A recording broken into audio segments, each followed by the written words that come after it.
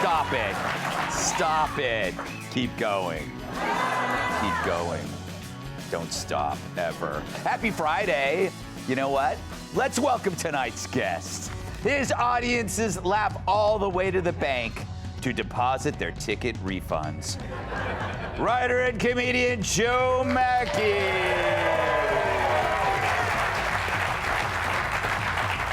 He has a punchable face, as in, let's drink some punch in honor of this handsome man. Co-host of Fox and Friends First, Todd Pyro.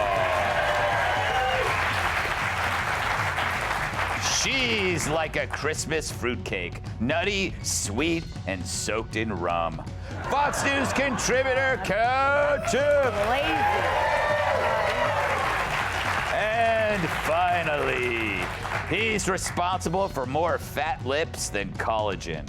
My massive sidekick in the NWA World Heavyweight Champion, Tyrus.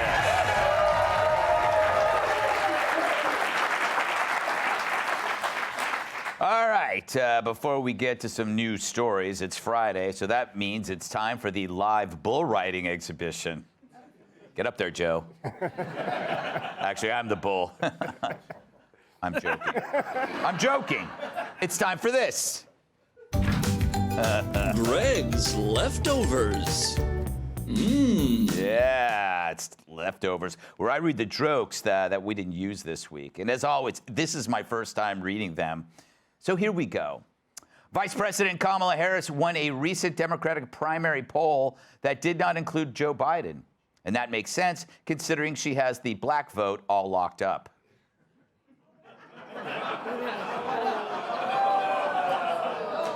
True.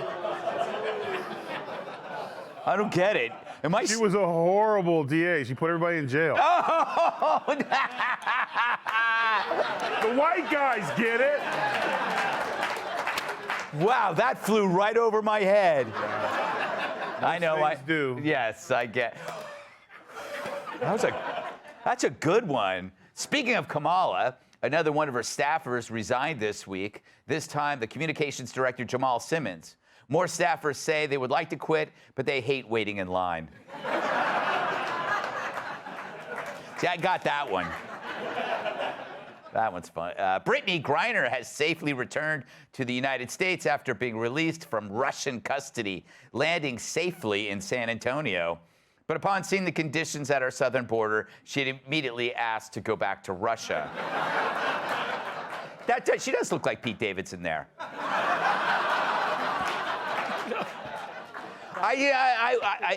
First, I disagreed, but speaking of Texas, a woman there allegedly dropped off 50 pounds of human feces at a police station last week.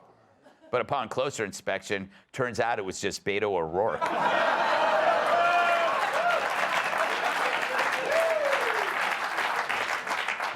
Oh, wow, that's not nice to Beto. An Ohio couple married for 79 years died just hours apart last week. The husband's touching last words were, "Finally, some time alone." I bet you $100 that will be a one more thing. And I'll have to just bite my tongue throughout. Let Geraldo have his moment. Yes. A new study finds that bloating can be an issue for 1 in 7 U.S. adults every week. And if you suffer from bloating every day, ask your doctor if you're Michael Moore. No, there is a face in there somewhere.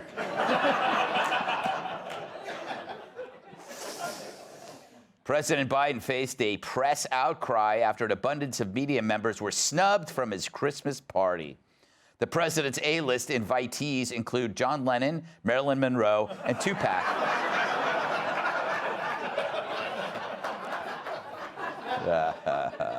Indonesia's parliament has voted to ban sex before marriage, claiming it's a sin. However, they made exceptions for doggy style since all dogs go to heaven.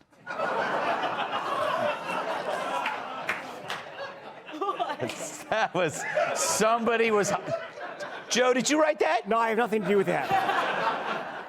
Who do you think wrote that? Oh, I didn't write that. I don't even know what that is. We're not going forward until we find out who wrote that. Former New Jersey Governor Chris Christie's niece was accused of biting and injuring cops during a violent meltdown on an airplane. The chaos was said to have started after Chris Christie ate the captain.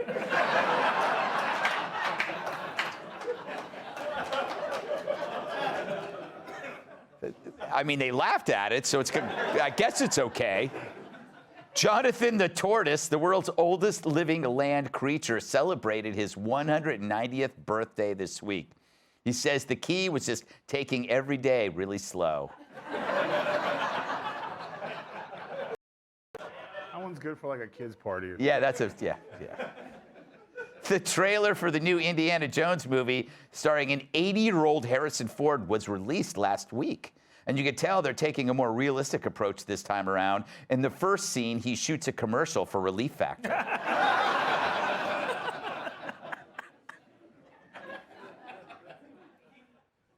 It's no balance of nature. Joking, I'm joking. They're both equally wonderful. And finally, the makers of American Girl dolls have angered parents with a children's book promoting gender fluidity. And for girls with penises, the book's available as a pop-up.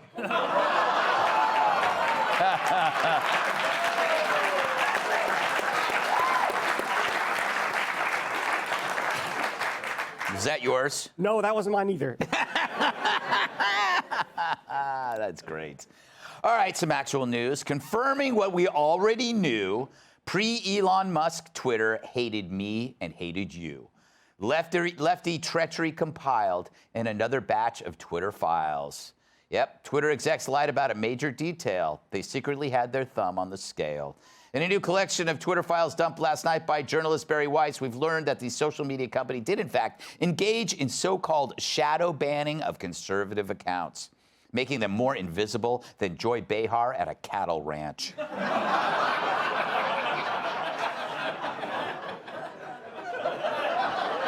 Even though, don't clap, no, stop clapping. You're not supposed to clap. Now, even though Twitter execs always denied it and made Republicans look like deranged conspiracy theorists. Wise tweeting, quote, a new Twitter files investigation reveals that teams of Twitter employees build blacklists, prevent disfavored tweets from trending, and actively limit the visibility of entire accounts or even trending topics, all in secret without informing users. Among the accounts covertly targeted, Charlie Kirk, libs of TikTok, and our very own Dan Bongino. Not Bongino. God, I loved his song, Living on a Prayer. He's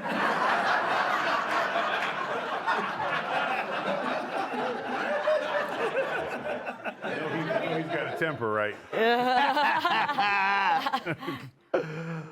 So all these new facts are coming out now thanks to Elon Musk. It only costs him $44 billion, a small price to pay for the truth, especially since none of us has to pay for it.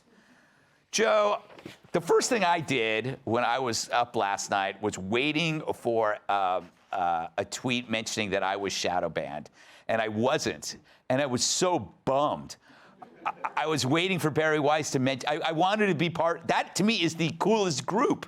Maybe you were shadow banned and they just haven't had the guts to release that. Yeah, like maybe I was shadow banned. That's why some of my jokes didn't go viral. or they weren't good.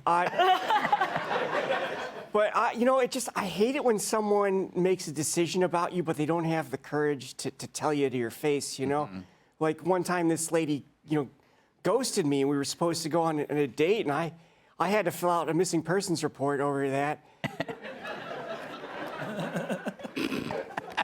Yeah. That was kind of a sad end, but it was between that and the time I got stood up at the tennis court. What was that like? It's a lot of chasing tennis balls when you're at a tennis court by yourself. Yeah, and there's people there waiting for the court. Yeah, well, I had it reserved, so that's too bad. That's like, yeah, I do that when I'll have reservations and stood up on a date. I go, well, I'll just eat here by myself. Food tastes the same when you're alone. Did you do the thing where you kept making excuses when the waiter came by? It must have been an accident. Yes, exactly. This is crazy. I say it's like I just had to get away from all of my friends for a minute. Todd,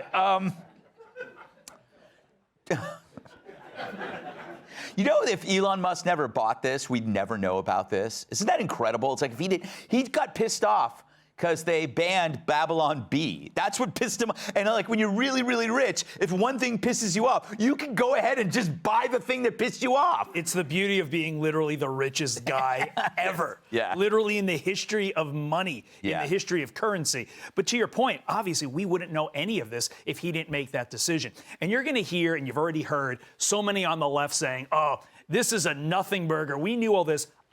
We didn't know this. This is the exact opposite of a nothing burger. This is like one of those burgers you get at a state fair that's like a foot high and has all the fried crap on it. Oh, this is yeah. a huge deal. And from a legal perspective, you know, Jack Dorsey's been saying some weird things like going after his buddy Elon Musk the last couple of days.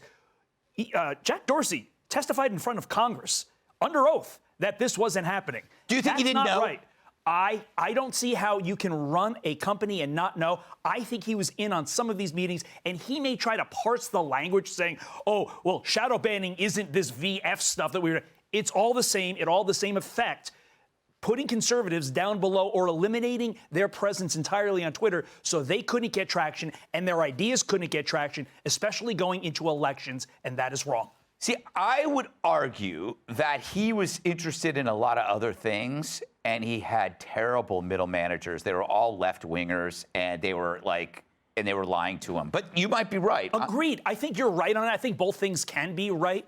I just think, yes. No, I think I can be right. You can be wrong. After all I did for you at the beginning of this show. Oh, you did a lot for me. I did a lot. You did a lot. Boy, if you only knew what he did for me. But you will soon enough when we do it as a segment next week on Monday. I can't wait. All right, Kat, here's the thing. To Todd's point, it's like they denied that it happened, and then when it happened, they said, oh, yeah, they said, oh, yeah, that thing. That's part of our policy. We try to make sure something dangerous isn't on our social platform. That we weren't shadow banning. We were just basically, you know, trying to control something harmful. Yeah, we weren't shadow banning because we weren't calling it that. Yes. And that was their serious answer. Yeah. I'm having a really hard time getting worked up about this stuff because I already knew this was happening. Yeah. Because I decided to instead trust what I was seeing and hearing instead of the people who were telling me that I wasn't seeing and hearing that. Right. Which is what they did. I was just trusting myself, which is crazy. And again, I also wanted to know if I was, just because you were on that list doesn't mean that you were or you weren't. I don't really know. I think that a lot of us were.